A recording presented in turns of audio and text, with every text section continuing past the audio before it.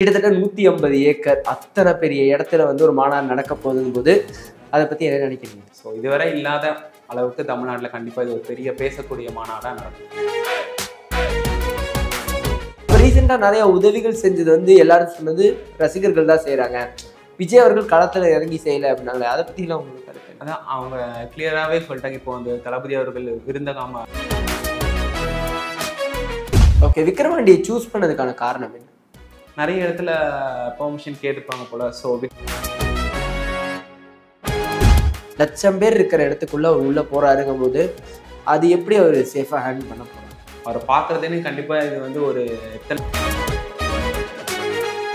So 2026 election எவ்வளோ எதிர்பார்க்குறீங்க விஜய்னா? 2026 அண்ணா மட்டும்தான் சிஎம்.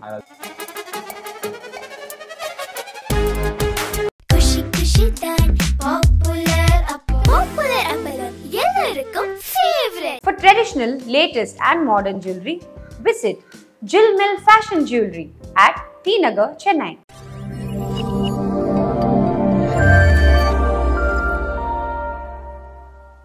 வணக்கம் மக்கள், திஸ் விஜய் பனாஷ். நீங்கள் பார்த்துருக்கிறது டேக் ஒன் தமிழ். இன்னைக்கு என் கூட அஸ்வின் இருக்காரு. அவர்கிட்ட நிறைய விஷயங்கள் டிவிகே பற்றியும் அந்த மாநாடு பற்றியும் பேச போகிறோம். வாங்க பேசலாம். வணக்கம் ப்ரோ, மீண்டும் உங்களை சந்திக்கிறதுல ரொம்ப ரொம்ப சந்தோஷம். அதாவது இந்த மாநாடு பற்றி பேசும்போதே கிட்டத்தட்ட 150 ஏக்கர் அத்தனை பெரிய இடத்துல வந்து ஒரு மாநாடு நடக்க போகுதுங்கும்போது அதை பற்றி என்ன நினைக்கிறீங்க? அக்டோபர் 27 விஜய் அவங்க வந்து சொல்லியிருக்காங்க, அண்ணா வந்து மாநாடு நடக்கும் அப்படின்னு சொல்லிட்டு.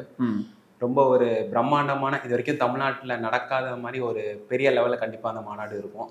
150 ஏக்கருங்கிறப்போ கண்டிப்பாக அவரை பார்க்கறதுக்காகவே மக்கள் வருவாங்க. ஸோ இதுவரை இல்லாத அளவுக்கு தமிழ்நாட்டில் கண்டிப்பாக இது ஒரு பெரிய பேசக்கூடிய மாநாடாக நடக்கும். ஓகே, ஆனால் மக்கள் கூட்டம் வந்து அந்த இடத்துல எப்படி இருக்குங்கிறத நம்மளால புரிஞ்சுக்க முடியுது. மிகப்பெரிய கூட்டம் வரப்போகுது. அதுக்கான சேஃப்டி மெஷர்ஸ் எந்த மாதிரிலாம் பிளான் பண்ணிருக்கீங்க? டிவிக்கிலேருந்து அதுக்கு எந்த மாதிரி மெஷர்ஸ் எல்லாம் எடுத்துட்டு இருக்கீங்க? அண்ணா அவர்களாக இருக்கட்டும், இல்லை புஷ்யானந்த் அவர்களாக இருக்கட்டும், அவங்க எல்லாருமே வந்து இன்ஸ்ட்ரக்ஷன் கொடுத்துட்டாங்க. இப்போ மாநாடுக்கு நீங்கள் வரப்போ வந்து இந்தந்த இதெல்லாம் ஃபாலோ பண்ணுங்க. இப்போ எங்கள் டிஸ்ட்ரிக்டாக எடுத்துக்கிட்டீங்கன்னாலுமே மாவட்ட தலைவர் சஜி அவங்க வந்து ஸோ நேற்று முந்தானத்து ஒரு மீட்டிங் நடந்துச்சு. அதில் வந்து கிளியராக ஸோ பெண்களுக்கான சேஃப்டி எப்படி இருக்கணும், நீங்கள் இந்த காலையில் அவங்க தங்க வைக்கிறது எங்கே தங்க வைக்கிறது, அவங்கள எங்கே ரெஃப்ரெஷ் ஆக வைக்கிறது, ஸோ எல்லாமே கரெக்டாக அவர் மெயின் வந்து வரவங்க வந்து சேஃபாக வந்துட்டு சேஃபாக ரிட்டர்ன் போகணுங்கிறதுல ரொம்பவே கிளியராக இருக்காங்க. ஓகே, ஸோ அவங்களுக்கு தங்குறதுக்கான மண்டபம் எங்கே சாப்பிட வைக்கலாம் கொண்டு பிளான்ஸ் ரொம்பவே ஸ்பீடாக நடந்துட்டு இருக்கு. ஓகே, அண்ட் விஜய் அவர்களுடைய இன்ஸ்ட்ரக்ஷன் இப்போ எப்படியெல்லாம் இருக்கு? ஏன்னா அவர் வந்து பட வேலைகள்லேருந்து டோட்டலாக நிறைய விஷயங்கள் அரசியலுக்காக ஒதுக்க ஆரம்பிக்கிறாருங்கும் போது அவர் எவ்வளோ கான்சென்ட்ரேட்டடாக இருக்காரு இந்த ஃபர்ஸ்ட் மாநாட்டில்? ஆமாம், ஏன்னா தமிழ்நாட்டு மக்கள் மேலே இருக்க ஒரு அன்புனால தான் இப்போ அந்த அரசியல் கட்சி ஆரம்பிக்கிறார். அவர் நடிக்கிறது தான் அவரோட பேஷன் எல்லாமே சொன்னார். அதை விட்டுட்டு இப்போ அப்படியே அரசியலுக்கு வரங்கிறப்போ இன்னும் ஒரே ஒரு படம் தான் இருக்குது. அதை முடிச்சுட்டு அப்படியே கம்ப்ளீட்டாக இப்போவே அந்த முழு வேலைகள்லாம் தொடங்கிட்டார். இப்போ அந்த கொடி ரிலீஸ் பண்ணதாக இருக்கட்டும், இப்போ அடுத்த மாநாடு வேலைகளாக இருக்கட்டும். ஸோ அந்த ஒரு படம் முடிச்சதுக்கப்புறம் முழு அரசியலில் கண்டிப்பாக தளபதி அவங்கள பார்க்கணும். ஓகே, சார் நீங்கள் டிவிக்கில் இருக்கிறதுனால கேட்குறேன், உங்களுக்கு பர்டிகுலராக என்ன மாதிரி இன்ஸ்ட்ரக்ஷன் இப்போ இந்த மாநாடை ஒட்டி கொடுத்துருக்காங்க? அதான் அவங்க சொன்ன வரைக்குமே சேஃபாக வந்துட்டு எல்லாருமே சேஃபாக பண்ணுவோம். தளபதி அவங்களும் வந்து இதில் கிளியராக இருக்காங்க. யாருக்கும் எந்த ஒரு பாதிப்பும் ஏற்பட்டுறக்கூடாது. நைட் சாப்பாடு அதேமாரி எல்லாமே இது கண்டிப்பாக சொல்லி ஆகணும். ஏன்னா ரீசெண்டாக கூட சொல்லிட்டு இருந்தாங்க, எல்லாருமே வந்து இவங்க தான் ரசிகர்கள் தான் செலவு பண்ணி எல்லாம் பண்ணுறாங்க அப்படின்னு. ஆனால் அது எல்லாமே முழுக்க தளபதி அவர்களுடைய காசு மட்டும்தான். இப்போ நைட் சாப்பிட்ற இடத்துலேருந்து 10 ரூபாய் தண்ணி கேன் வாங்குற வரைக்கும் எல்லாமே அவரு தான். நீங்கள் இந்த இடத்துல அரேஞ்ச் பண்ணுங்க, இந்த இடத்துல இது பண்ணுங்க, காலையில் இந்த இடத்துல ஸ்டாப் பண்ணி இங்கே ரெஃப்ரெஷ்மெண்ட் ஆக வைங்க, ஸோ இந்த டைம்குள்ள நீங்கள் என்ட்ரி ஆனால் போதும் அப்படிங்கிற மாதிரி எல்லாமே ஒரு கரெக்டான ஒரு இது ஷெட்யூல் மாதிரி போட்டு ரொம்ப பக்காவாக போயிட்டு இருக்கு பிளான் எல்லாமே. ஓகே, மொத்த அமௌண்ட்டோட இதுவுமே வந்து விஜய் அவர்கள் தான் பார்த்துக்காரு.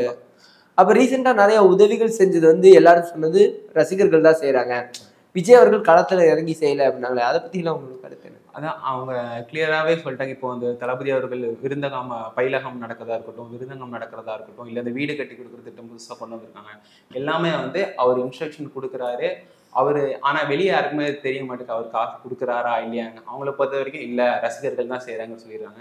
ஆனால் எல்லாமே முழுக்க அவங்களோட காசு மட்டும்தான். சின்னதாக நாங்கள் ஒரு 10 ரூபாய் தண்ணி கேனா கூட இந்த ஸ்டூடெண்ட் மீட் அப்போ கூட இங்கேருந்து ஸ்டார்ட் ஆனப்போ ஸ்டூடெண்டோட சாப்பாடுலேருந்து எல்லாம் ஆரம்பிச்சாங்க. அது எண்ட் ஆகிற வரைக்கும் ஃபுல்லாகவே அவர் மட்டும்தான், எல்லாமே அவரோட காசு மட்டும்தான். ஓகே, விக்ரவாண்டியை சூஸ் பண்ணதுக்கான காரணம் என்ன? நிறைய இடத்துல பெர்மிஷன் கேட்டுப்பாங்க போல. ஸோ விக்ரவாண்டி அவங்களை பொறுத்த வரைக்கும் கம்ஃபர்டபுளாக இருந்திருக்கலாம். அத்தனை எப்படியும் ஒரு 5 to 10 லட்சம் மக்கள் கூடுவாங்க.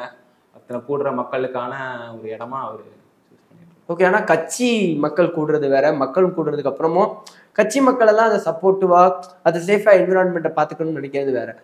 மற்ற ப்ரொடெக்ஷன்ஸ் இருக்கும்ல, அதுக்கு எந்த மாதிரிலாம் ப்ரோட்டோகால் எடுத்துட்டு இருக்காங்க? ஆமாம், எப்படி சொல்றது, அங்கே உள்ள லோக்கல் இதுதான் ஆனந்த் அவர்கள் வந்து நேராக போய் ஸ்டேஷனுக்கிட்ட லெட்டர் கொடுத்து ஒரு ஃபோட்டோ கொடுத்து சார். ஸோ போலீஸ் மெஷர்ஸ் ரொம்பவே அதிகமாக கேட்டிருக்காங்க. அங்கே வர மக்களுக்கான சாப்பாடு, தண்ணி பாட்டில், ஸோ எல்லாமே வரவங்க வந்து சேஃபாக போயிட்டு சேஃபாக போகணும் அப்படிங்கிற தண்ணி முதற்கொண்டுலேருந்து எல்லாமே கிளியராக வரவங்க இந்த பார்க்கிங்கான தனியாக ஒரு ஏரியா அரேஞ்ச் பண்ணியிருக்காங்க. ஸோ இந்த இடத்துல ஸ்டேஜ் செட்டப் இங்கே இருக்கணும் அப்படிங்கிறது ரொம்ப தீவிரமாக வந்து விஜய் அவர்களே இது வந்து ஆக்சுவலி யாருக்கும் தெரியாது. அவங்களே போய் அண்ணனே நேரில் போய் இந்த இடத்துல இது பண்ணுங்க அப்படிங்கிற மாதிரி களத்தில் இறங்கி அவரே தீவிரமாக வேலை பார்த்துட்டு இருக்காருன்னு சொன்னாங்க. ஓகே. இந்த இடத்துல இது இங்கே வரவங்க சேஃபாக போகணும், குழந்தைங்களுக்கும் பெண்களுக்கும் எந்த இது வந்துடக்கூடாது, அவங்க சேஃபாக இருக்கணும்னு களத்தில் போய் அண்ணன் வந்து ஆராய்ச்சி எல்லாம் பண்ணிட்டு இருக்காங்க. ஓகே. ஆனால் இப்போ விஜய் அவர்கள் நார்மலாக ஒரு 100 பேர் 200 பேர் இருக்கிற இடத்துக்குள்ள உள்ள வந்தாலே நம்மளே அன்னைக்கு அந்த வீடியோலே பார்த்துருவோம், பிச்சிடுவாங்க, ஒரு 2ஆ பிச்சிடுவாங்க. லட்சம் பேர் இருக்கிற இடத்துக்குள்ள அவர் உள்ள போறாருங்கும் போது அது எப்படி அவர் சேஃபா ஹேண்டில் பண்ண போறாங்க?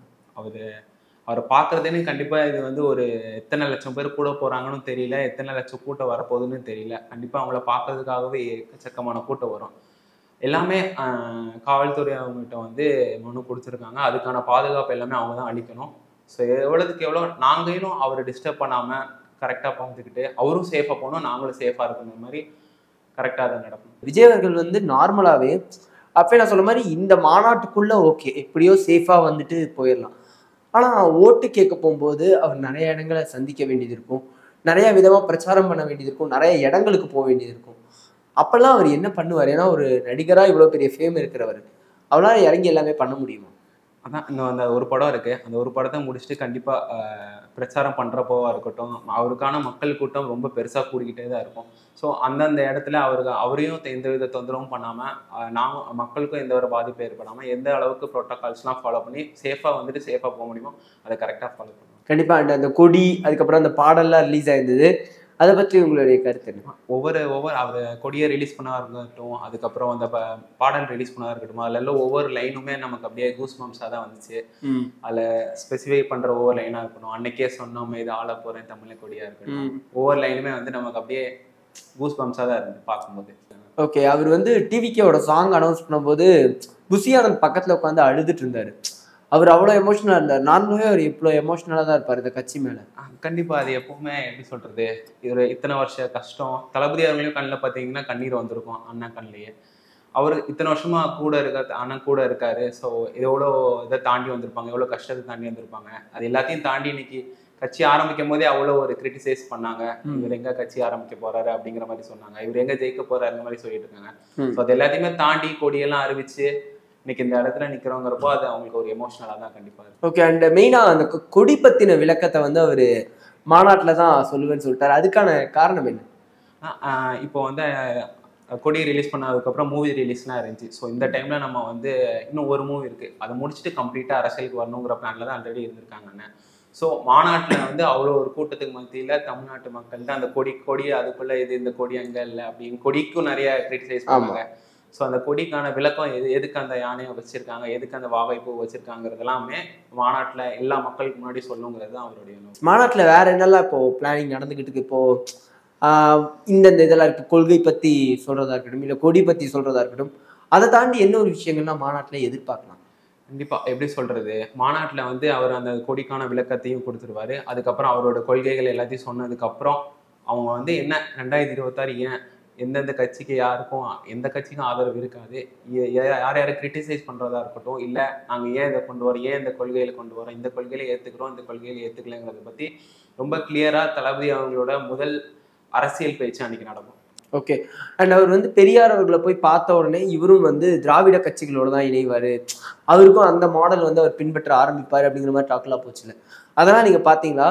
திராவிட கட்சிகளோட இணையறக்கு வாய்ப்புகள் இருக்கா? இல்லை, எல்லாருமே வந்து இதுதான் அதுக்கு முன்னாடி வரைக்கும் இல்லை, இவர் வந்து பி டீம் ஏ டீம் அப்படிங்கிற மாதிரி சொல்லிட்டு இருந்தாங்க. ஆனால் அங்கே அவர் வந்து பெரியார் அவர்களுடையோ அண்ணா அவர்களுடைய கொள்கைகளை தான் ஃபாலோ பண்ணுறாரு, அந்த கட்சிகளை அவர் ஒன்றும் ஃபாலோ பண்ணல. ஓகே. அதுதான் நம்ம அந்த இடத்துல பார்க்கணும். அதுக்குள்ள அவர் வந்து இந்த கட்சி சப்போர்ட் பண்றாரு, அந்த கட்சி சப்போர்ட் பண்ண போறதை விட பெரியார் அவர்களுடைய கொள்கைகளை தலைவர் வந்து ஏத்துக்கிறாரு, பெரியார் அவர்களும் அண்ணா அவர்களுடைய கொள்கைகளை ஏத்துக்கிறாரு. அது சார்ந்த இப்போ அரசியல் பண்ணிட்டு இருக்க அந்த கட்சிகளை அவர் என்னைக்குமே வேணும்னு சொன்னது இல்லை. ஓகே. பெரியார் அவர்கள் அண்ணா அவர்கள் சொன்ன கொள்கைகளை மனப்பூர்வமா ஏத்துக்கிட்டு அந்த வழியில போறாரு. 2026 இந்த சிஎம்மாவே ஜெயிப்பாரு அப்படிங்கிற ஒரு நம்பிக்கை இருக்கு. கண்டிப்பா 2026 அவர் தான் சிஎம்மாவே ஜெயிப்பார். விஜய் அவர்கள் வந்து இந்த பெரியார் அவர்களுக்கு மரியாதை செலுத்திட்டு வரும்போது நிறைய பேர் அவர் கூட போட்டோ எடுத்துக்கிட்டாங்க. அதுல பலர் வந்து வேற கட்சியை சேர்ந்தவங்க. அவங்க முகத்திலேயே அவ்வளவு சிரிப்பு இருந்தது. அவங்களும் விஜய் அவர்களை ரொம்ப ரசிக்கிறாங்க. இதெல்லாம் எப்படி பாக்குறீங்க? அதான் அவங்க வந்து மரியாதை செலுத்திட்டு வரப்போ பார்த்தீங்கன்னா மற்ற கட்சிக்கான கொடிகளை ஷர்ட்ல வச்சுக்கிட்டு வந்து அவங்ககிட்ட ஃபோட்டோ எடுக்கிறதா இருக்கட்டும், இது எல்லாமே பார்க்குறப்போ எப்படி இருக்குன்னா, அந்த ஒரு தளபதியில் அவர் ஒரு லைன் வச்சிருப்பார்ல, பழைய எதிரிகள் உன் ரசிகர் படையிலே, அந்த லைன் ஆக்சுவலாக இப்போ நடந்துட்டு இருக்கு போல. ஓகே, இந்த ஒரு காரணத்தினால தான் இப்போ வந்து நிறைய கட்சிகளுக்கு ஒரு பயம் வருதுன்னு நினைக்கிறேன். ஸோ அவங்க ஆளுங்களே வந்து அவரை ரசிக்கிறதா இருக்கட்டும், இல்லை அவரை பார்க்கறதா இருக்கட்டும் அப்படிங்கிறது. ஓகே, ஆனால் அவரை ஒரு நடிகராக எல்லாருமே ரசிக்கிறாங்க. ஒரு அரசியல்வாதி அவர்களா எப்படி ரசிப்பாங்க அப்படின்னு நீங்க நினைக்கிறீங்க? அவருக்கு எவ்வளவு ஆதரவு தருவாங்கன்னு நினைக்கிறீங்க? நடிகராக இத்தனை வருஷமா பார்த்தீங்கன்னா அவர் வந்து அவ்வளோ செலிப்ரேட் பண்ணி எல்லாம் பண்ணிட்டோம். இந்த கடைசியா ஒரு 10 வருஷமா பார்த்தீங்கன்னா எல்லா ஒரு மக்கள் பிரச்சனைக்கும் குரல் கொடுத்துருக்காரு. இப்போ இந்த லாஸ்ட் படத்தையும் முடிச்சுட்டு முழுசா மக்களுக்காகவே வராரு. அப்படிங்கிறப்போ இப்போ எல்லா கிரவுண்ட் லெவலில் நம்ம போய் பார்த்தோம்னா எல்லாருக்குமே வந்து அவர் மேலே ஒரு நம்பிக்கை வந்துச்சு. சரி, விஜய்க்கு தான் என் ஓட்டு, என் பையன்ப்பா. எந்த ஒரு ஆக்டரையோ இல்லை எந்த ஒரு கட்சி தலைவர்களையோ இதுவரை யாருமே என் பையன், என் அண்ணன் அப்படிங்கிறத வந்து ஸ்பெசிஃபை பண்ணதே இல்லை. விஜய் அவங்கள மட்டும்தான், அண்ணன் அவங்கள மட்டும்தான் என் பையன், ஏன் அண்ணன் அப்படிங்கிறத ரொம்ப எல்லாருமே ஸ்பெசிஃபை பண்றாங்க. 2026 மக்களோட ஆதரவு கண்டிப்பா தளபதிக்கும். ஓகே, என்னுடைய கடைசி கேள்வி இது. அதாவது 2026 எலெக்ஷன் எவ்வளவு எதிர்பார்க்குறீங்க விஜய்னா? 2026 அண்ணன் மட்டும்தான் சிஎம், அதை தாண்டி வேற யாரும் இல்லை. அவரு தான் சிஎம். தமிழக வெற்றி கழகம் தான் கட்சி ஆட்சியை பிடிக்குங்கிறது ரொம்பவே ஸ்ட்ராங்கா தான் எல்லாரும். ஓகே, இந்த ஒரு சந்திப்புக்கு ரொம்ப ரொம்ப நன்றி.